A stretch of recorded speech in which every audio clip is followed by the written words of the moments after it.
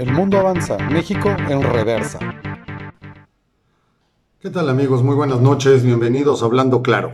Espero que estén todos muy bien y que lo que prive hoy en todos ustedes, en todos nosotros, sea el optimismo, sea la voluntad y sea las ganas, porque estamos a 12 días de la elección, a 12 días de decidir lo que será el presente inmediato de México y obviamente el futuro de por lo menos los próximos 10 años. Y esto es lo que tenemos todos que pensar. Tenemos que pensar que nos estamos jugando no nada más una elección. Como lo hemos dicho muchas veces, no estamos hablando de un candidato o de otro, de un partido o de otro. Estamos hablando de dos opciones de régimen. Estamos hablando de la opción entre elegir entre dictadura y democracia. Y esto a mí me trae a una reflexión importante. Valga un ejemplo, el día de hoy el presidente anuncia la compra de una refinería en Texas de la empresa holandesa Shell.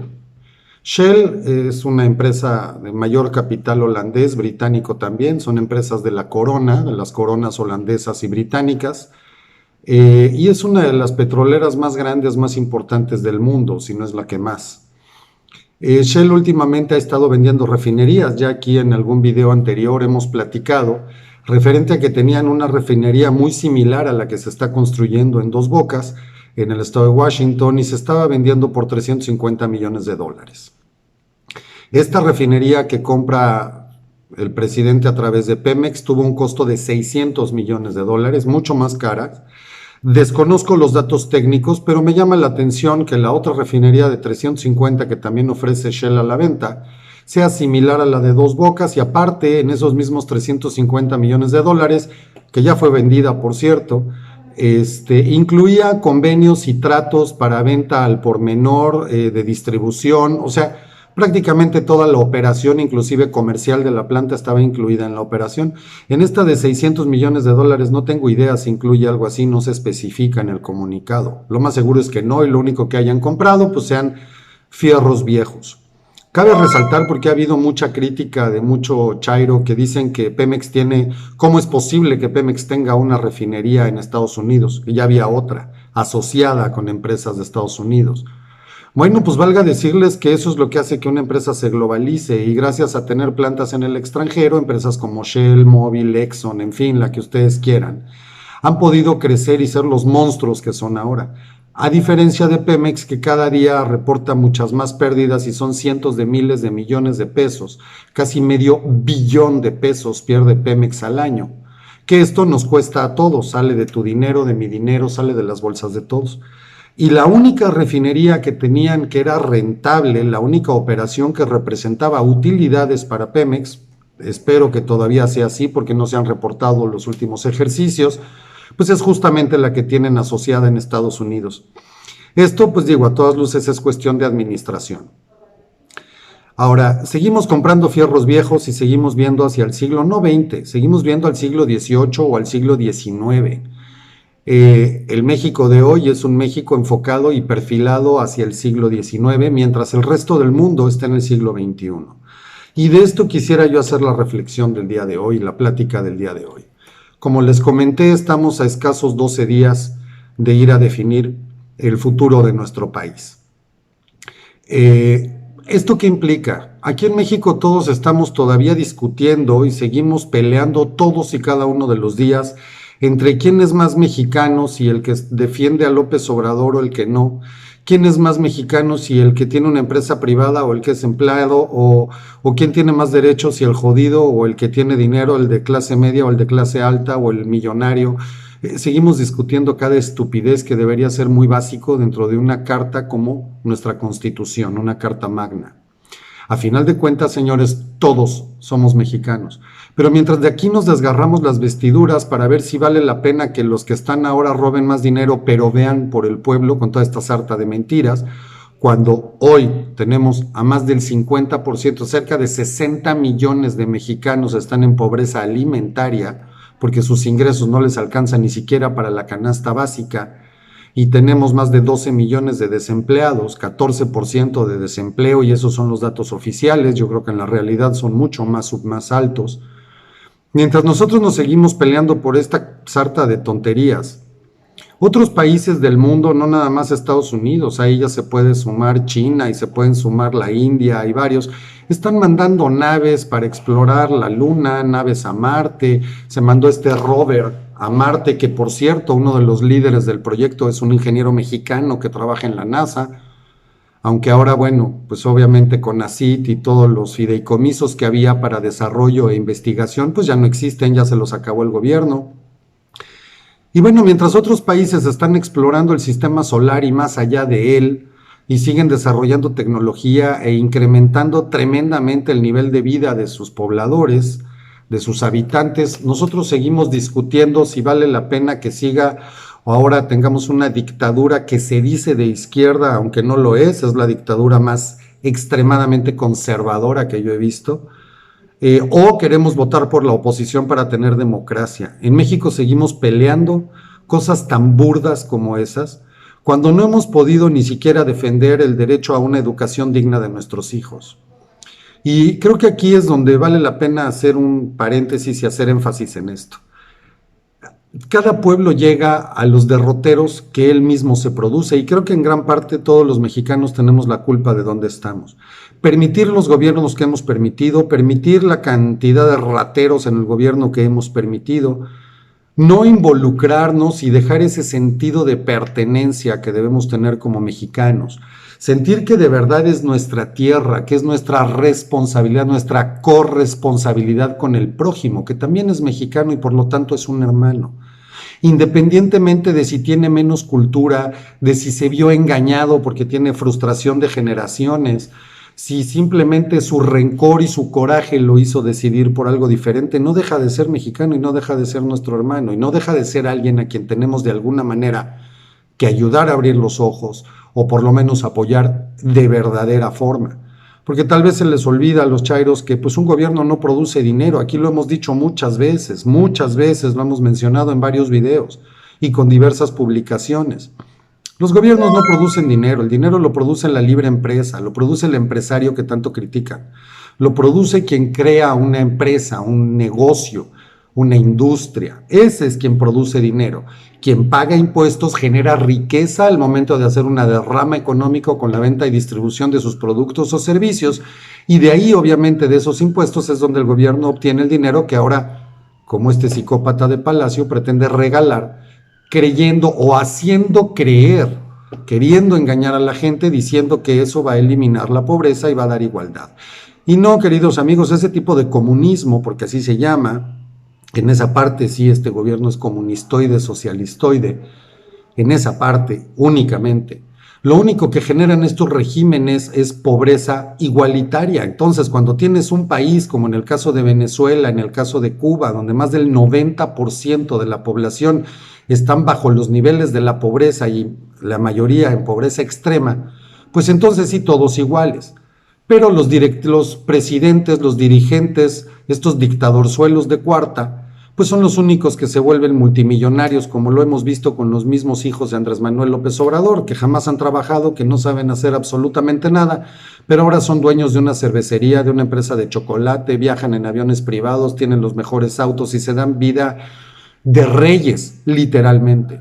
Un dato en un video que publicaba hoy, la fortuna, por ejemplo, de Fidel Castro, después de su muerte, es considerablemente superior a la de la misma reina Isabel de Inglaterra. Se calcula en más de 900 millones de dólares, para que se den una idea. Su fortuna personal. Entonces, es absurdo y creo que tenemos que detenernos a hacer una reflexión de qué estamos haciendo, no nada más para llegar el 6 de junio y votar, sino qué queremos para el día 7 de junio, y para el 8 y para el 9. ¿Y qué queremos realmente como país? ¿Vamos a seguir aquí peleando como si estuviéramos todavía en época de las cavernas, definiendo si queremos una dictadura o queremos democracia o queremos un gobierno igualitario de libertades? Porque no creo que exista un argumento sólido donde me diga que la libertad es mala, en ningún aspecto, en ninguno. Libertad de credo, libertad de raza, libertad de libre asociación, de empresa, libertad de expresión, todas las libertades, y por lo mismo, pues obviamente la libertad económica también es lo mejor, hasta que no se invente otro sistema. Mientras seguimos buscando que el gobierno se adueñe de la industria y la destruya, porque va a meter directivos y administrativos que son políticos y que no saben hacer nada más que robar y destruir, como sucedió exactamente en Venezuela. Esas empresas se vuelven totalmente improductivas. Acuérdense cómo era Teléfonos de México antes de la privatización, la Comisión Federal de Electricidad hasta el día de hoy, y cuántas empresas más que pertenecían al sector gobierno y que definitivamente no servían para nada más que para perder dinero y endeudarnos a todos. La deuda del país, señores, hoy con este gobierno, que una de sus promesas era no endeudar al país, ya está cerca de los 4,000 millones de dólares. Como dato, nada más para que se ubiquen qué nivel es esto, en todo el sexenio de Enrique Peña Nieto, la deuda fue de 2,600 millones de dólares. Esto quiere decir que casi le vamos a llegar al doble y no ha cumplido todavía el ganso no ha cumplido todavía ni siquiera 3 años en el gobierno. A menos de la mitad de su sexenio tenemos casi el doble de deuda que lo que tuvimos durante el sexenio de Enrique Peña Nieto. Y eso que era el gobierno corrupto por excelencia. Y aquí la cuestión es que, por ejemplo, el último crédito que se solicitó de 750 millones de dólares, se decía que era para apoyo a la población, para el apoyo económico y desarrollo de empresas, lo cual es una absoluta mentira.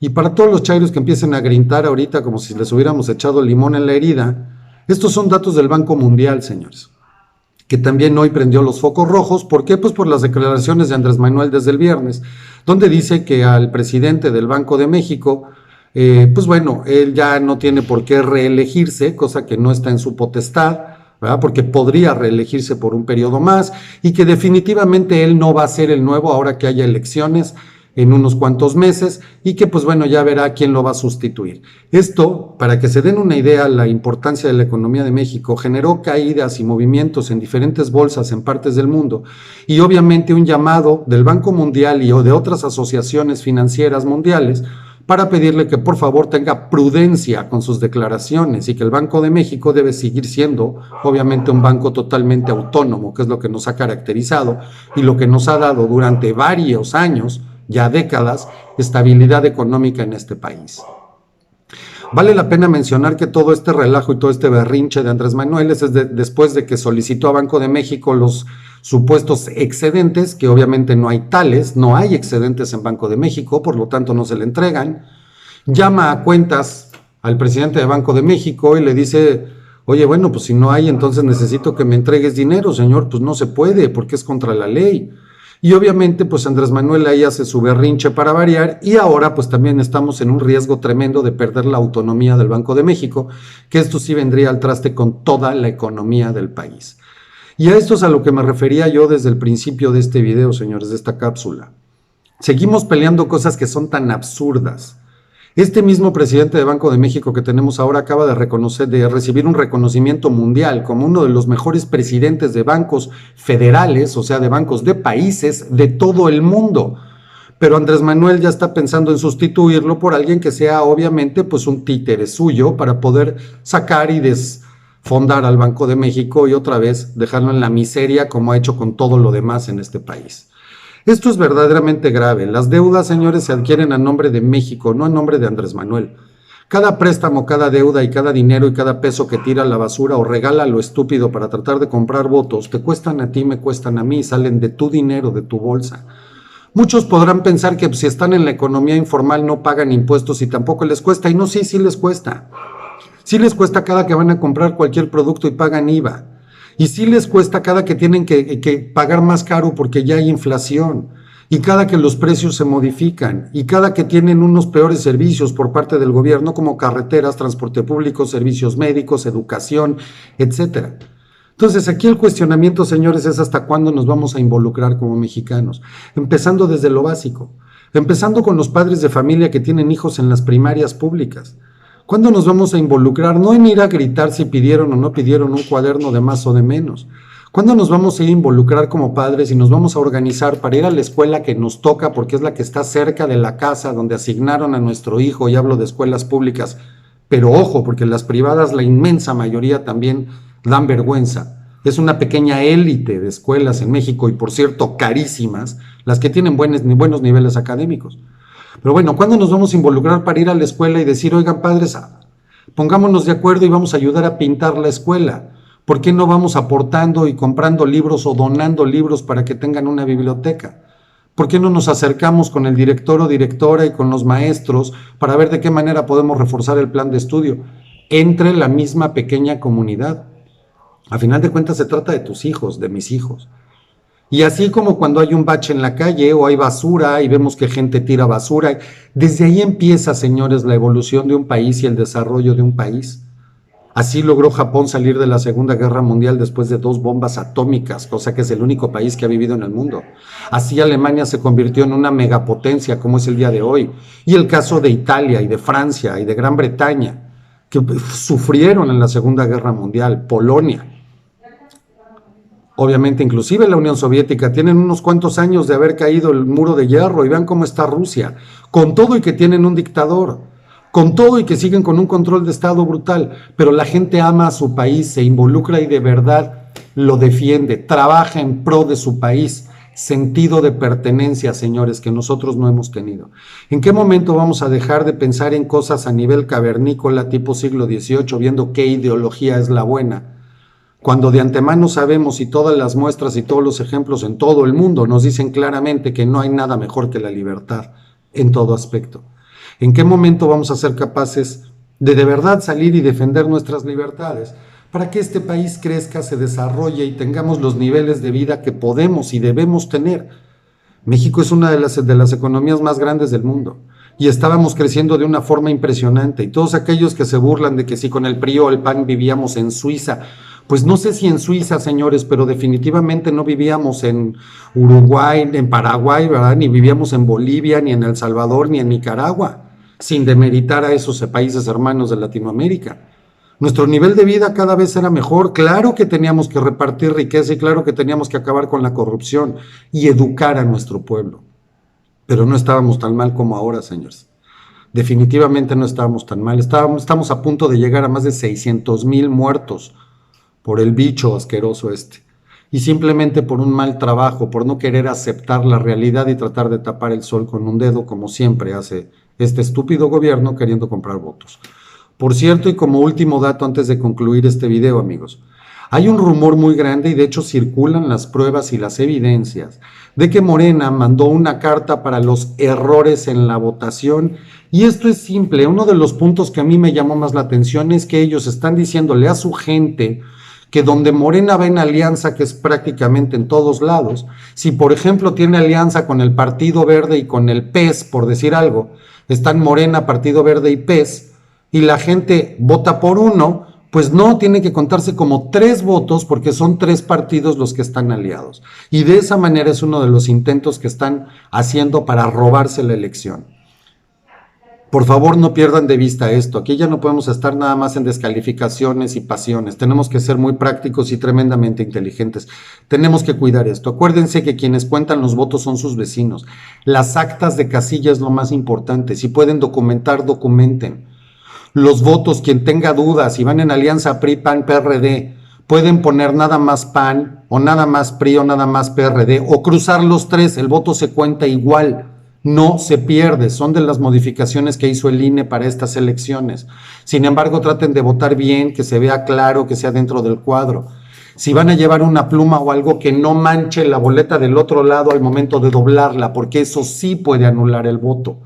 Entonces, cuidado con esos datos, mucho cuidado con esto que está circulando de Morena, porque aquí definitivamente si esta gente quiere pasarse de lista y multiplicar por 3, 4, 5 o hasta 6 partidos coaligados que hay a veces con el asco de Morena y darle esa cantidad de votos por cada uno, pues entonces sí estamos perdidos, señores. Vamos a tener yo no sé cuántos millones de votos, más votos que habitantes en el país. En fin, les mando un saludo. Por favor, tomen conciencia, dejémonos ya de pensar en la época cavernaria, dejemos de querer regresar al siglo XIX y vamos a ver y a crear un México del siglo XXI, señores. Estamos a menos de 2 semanas. Que Dios los bendiga, pasen muy buena noche. Hablando claro.